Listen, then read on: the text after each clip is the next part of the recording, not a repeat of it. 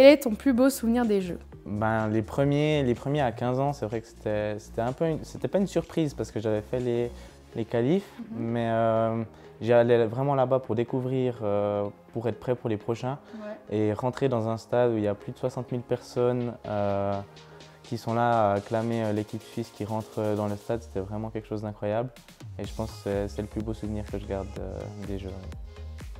Elles sont un peu longues les miennes en plus. Comment en es-tu venu au saut en longueur et au sprint? Du coup, c'est grâce à la prothèse de sport, quand je l'ai découverte en 2015. Et en fait, avec la prothèse de sport, la lame, on peut courir, c'est l'élément de base. Et du coup, je me suis dit, le sprint, pourquoi pas. Et le saut en longueur, c'est venu après parce qu'en fait, ça s'allie bien avec le 100 mètres.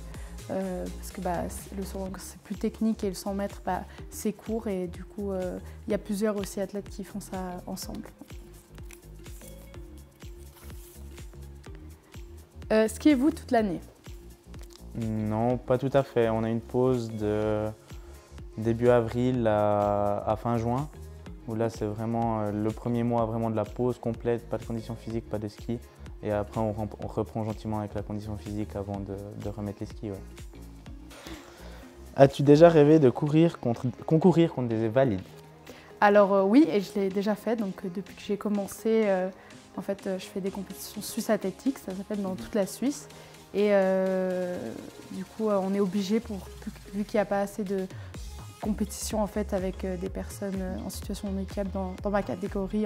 En Suisse, il n'y en a qu'une à Notre-Ville, en Lucerne. Et du coup, on doit compétir avec des valides. Et même, j'ai fait des grandes compétitions comme les Diamond League, où il y avait, c'était une compétition de valides, même si la course était pour des personnes avec une situation de handicap.